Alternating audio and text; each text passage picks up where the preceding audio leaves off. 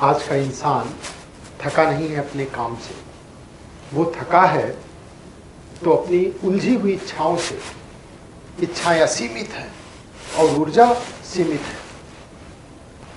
ध्यान भटका हुआ है, ज्ञान या तो अधूरा है और या तो दिशा विहीन है। बहुत जानकारी है लेकिन अस्पष्टता का अभाव है। उसके पास साधन बहुत है, अनुशासन नहीं है, विकल्प बहुत है लेकिन निर्णय लेने की क्षमता नहीं है। सबसे बड़ी गति है कि कल पे सारी चीजें हम टालते हुए जा रहे हैं। कल करेंगे, कल करेंगे। आज को हम महत्व ही नहीं देना चाहते। आज को हम गंभीरता से लेते ही नहीं। ये नियति नहीं है, ये आदत है और आदत को बदला जा सकता है।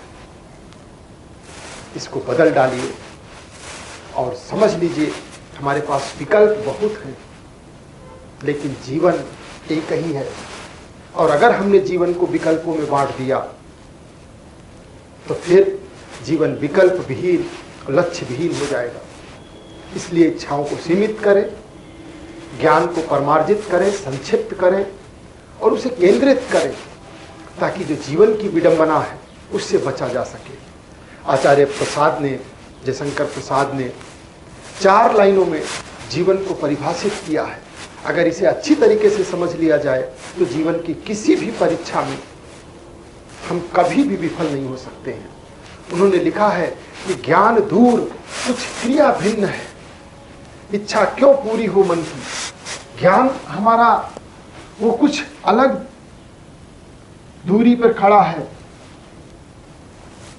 और हमारा जो एक्शन है वो कुछ अलग है और इच्छा वो अलग है। तीनों के बीच में सामंजस्य का अभाव है और यही विडंबना है जीवन की, क्योंकि ये तीनों एक दूसरे से मिल नहीं पाए। जब हम तीनों को ना मिला पाए, इच्छा, क्रिया और ज्ञान, इन तीनों के बीच में अगर कॉम्बिनेशन बना दिया जाए, समन्वय स्थापित कर दिया जाए, जो हमारी डिजायर है वो पहले पायदान पे खड़ी है।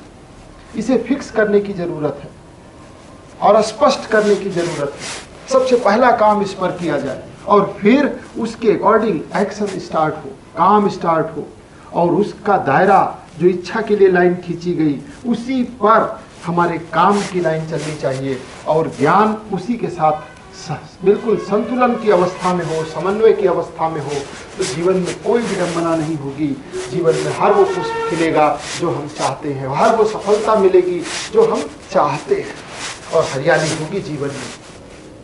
आइए आज हम लोग स्टार्ट करेंगे पहली क्लास और उसको समझने का, एक टॉपिक को समझने का प्रयास करेंगे। यूपीएससी के अंदर जो राज व्यवस्था टॉपिक है उसमें आपसे क्वेश्चंस पूछे जाते हैं लगभग 20 के आसपास। 100 क्वेश्चंस में 20 से 22 क्वेश्चन भारतीय राज व्यवस्था से। उसी का एक टॉपिक है, लोकसभा के अंतर्गत आता है प्रोटेम स्पीकर। प्रोटेम स्पीकर को समझेंगे सिर्फ 10 पॉइंट्स में। ये 10 पॉइंट्स के अंदर कि जो हमारा प्रोटेम स्पीकर है लोकसभा का यानी कि लोअर हाउस का, उसकी पोस्ट क्या है, उसका काम क्या है और उससे रिलेटेड क्या क्या जानकारियां हमारे पास होनी चाहिए। पहली जो जानकारी आपके पास होनी चाहिए, ये प्रोटेम स्पीकर है लोकसभा का, ये एक अस्थायी पोस्ट है। ये अस्थायी पद नहीं होता है, ये एक अस्थायी पद है और अस्थायी रूप से ये अध्यक्ष का पद होता है लोकसभा का। दूसरी जो जानकारी आपके पास हो कि इसकी नियुक्ति किसके द्वारा की जाती है। ये पोस्ट पर जो व्यक्ति होता है उसको अपॉइंट किया जाता है, उसकी नियुक्ति होती है, क्योंकि 4 चीजें हैं। एक मनोनयन है जिसको नॉमिनेशन कहते हैं, दूसरा इलेक्ट होकर के आना यानी निर्वाचन, और तीसरा नियुक्ति है यानी जिसको अपॉइंटमेंट कहते हैं, और चौथा चयन होता है जिसको सिलेक्शन कहते हैं।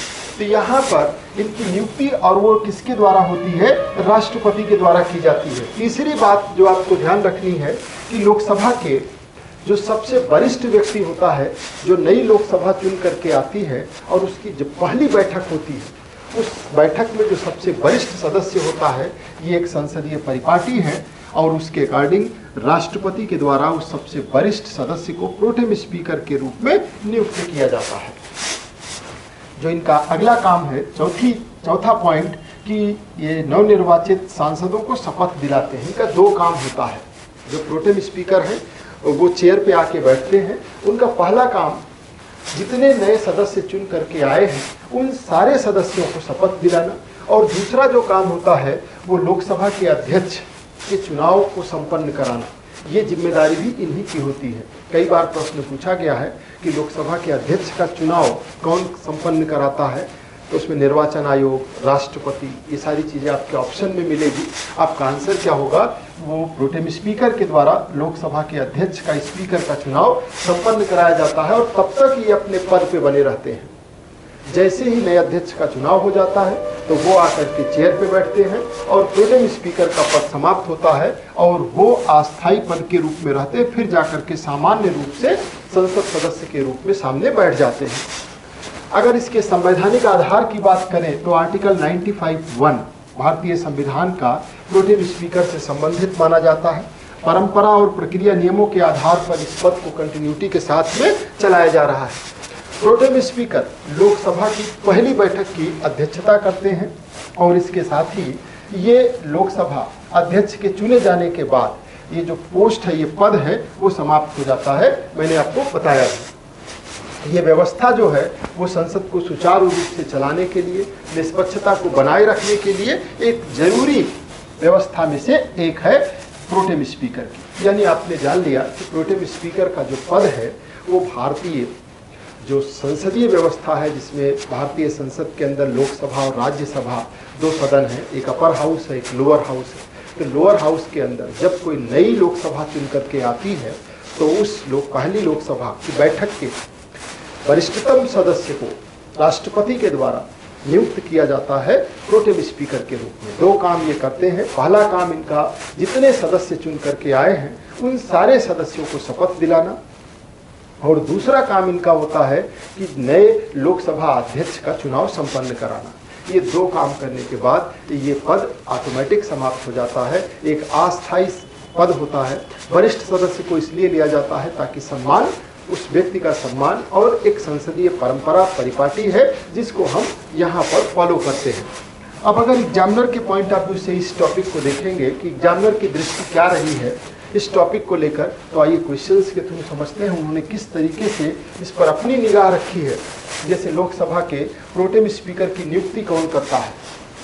लोकसभा के प्रोटेम स्पीकर की नियुक्ति, अब आप सक्षम होंगे इसका आंसर देने में, प्रधानमंत्री के द्वारा, लोकसभा अध्यक्ष, राष्ट्रपति या उपराष्ट्रपति। आपका आंसर क्या हो जाएगा? तो राष्ट्रपति के द्वारा लोकसभा के प्रोटेम स्पीकर की नियुक्ति की जाती है। प्रोटेम स्पीकर का मुख्य काम क्या होता है? प्रोटेम स्पीकर का जो मुख्य काम है, विधेयकों पे मतदान बिल्कुल नहीं, राष्ट्रपति के अभिभाषण को पढ़ना बिल्कुल भी नहीं, या जो नवनिर्वाचित सांसद हैं उनको सबको शपथ दिलाना बिल्कुल सही है, प्रश्नकाल संचालित करना बिल्कुल नहीं। ये सारे काम अध्यक्ष के होते हैं। नेक्स्ट क्वेश्चन है, प्रोटेम स्पीकर का पद किस प्रकार का होता है? यह स्थायी है, संवैधानिक है, अस्थायी या न्यायिक है? आपका आंसर क्या होगा? ये पद जो है वो अस्थायी होता है।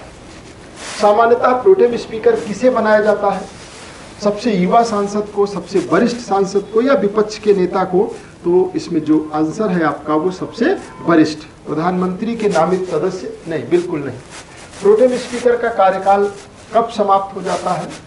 लोकसभा के भंग होने पे, राष्ट्रपति के अभिभाषण के बाद, या लोकसभा अध्यक्ष के निर्वाचन पर? आंसर आपका सी है। जैसे ही लोकसभा के अध्यक्ष का चुनाव संपन्न होता है और लोकसभा का अध्यक्ष साधारण बहुमत से चुन लिया जाता है तो उसके बाद प्रोटेम स्पीकर का पद समाप्त हो जाता है। किस बैठक की अध्यक्षता करता है प्रोटेम स्पीकर? तो प्रश्नकाल, शून्यकाल, लोकसभा की प्रथम बैठक या संयुक्त सत्र? तो लोकसभा की जो पहली बैठक होती है उसकी अध्यक्षता की जाती है प्रोटेम स्पीकर के द्वारा। प्रोटेम स्पीकर की नियुक्ति का संवैधानिक आधार किस आर्टिकल से संबंधित है?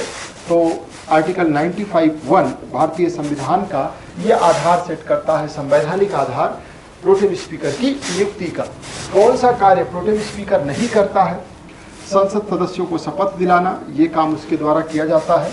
लोकसभा अध्यक्ष का चुनाव कराना, बिल्कुल। विधेयक प्रस्तुत करना, नहीं। प्रथम सत्र की अध्यक्षता करना, बिल्कुल। तो देखिए 3 काम आप उसका नोट करके रख सकते हैं। जो पहला सत्र है, मतलब पहली बैठक है, प्रथम सत्र की जो बैठक है, जब लोकसभा चुन के आई तो उसकी अध्यक्षता करना, शपथ दिलाना, जितने नए सदस्य हैं अध्यक्ष का चुनाव संपन्न कराना।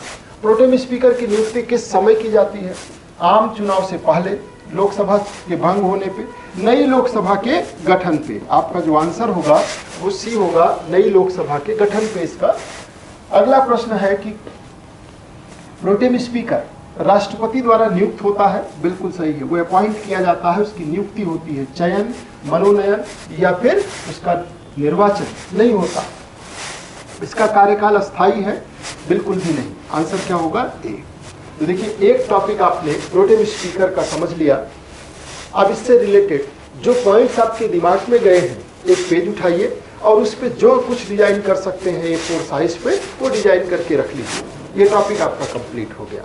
इसी तरीके से एक एक टॉपिक धीरे धीरे आपको बढ़ाते जाना है और समेटना है।